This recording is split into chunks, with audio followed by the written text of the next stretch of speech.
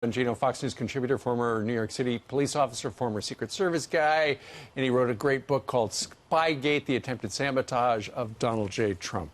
Dan, it's nice to see that officer. He was worried about that woman, saw the big, tall dandelions, went over, got a mower, mowed her lawn. You know, Steve, when I was a cop, stuff like that happens all the time. And with the new pervasiveness of cell phone cameras, I'm glad America gets to see what, candidly, I saw every day.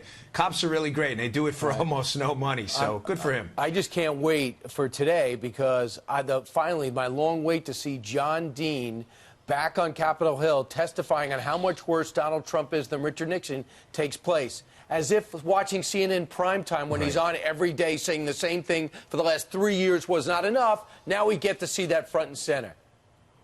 Yeah, that's what we need to hear from another discredited former felon. I mean, the Democrats really rack it up on the winners list that they use for their character people. You had Michael Cohen, who can't seem to tell the truth about anything. John Dean, a former felon. They don't have anything. And this goes back to what they're really doing, Brian. This whole charade they're engaging on this week in these impeachment hearings, it's an act. What they're trying to do is to distract you from the fact that the Mueller probe is completely collapsing its credibility.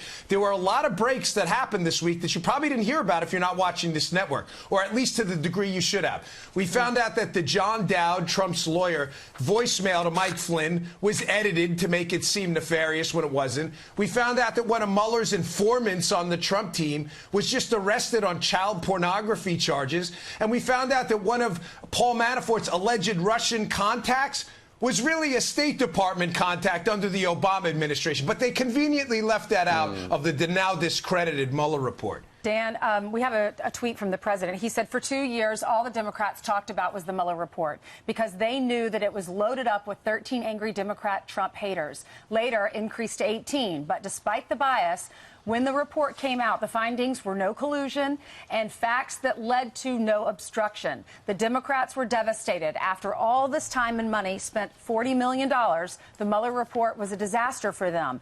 But they want to redo or do over. They are even bringing in sleazebag attorney John Dean. Sorry, no do-overs. Go back to work. What do you think the American public thinks about this? Are they ready to move on, or do they want this?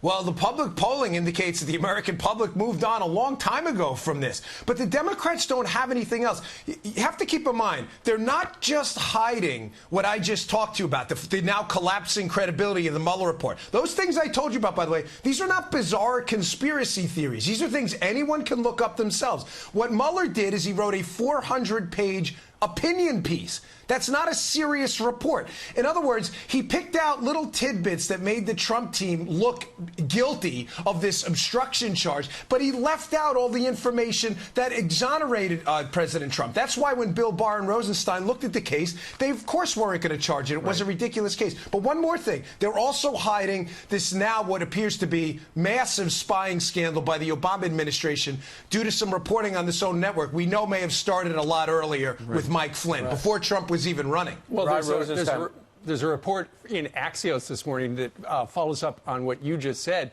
They polled a bunch of swing voters with a focus group, and when it turns out they are still on Team Trump in that particular state, which is troubling for Joe Biden. But when asked about the Mueller report, it was just a big yawn. Yeah, but they don't have it. Steve, they have nothing else. They don't. They have, for 2 years, they have sold us this bag of air popcorn. You know, you get the box and you go through the air popcorn and you're looking for the prize at the bottom. There's nothing there. It's all air popcorn. There was never anything there. And they're trying to fabricate an obstruction charge that doesn't exist, and they know it. All right. So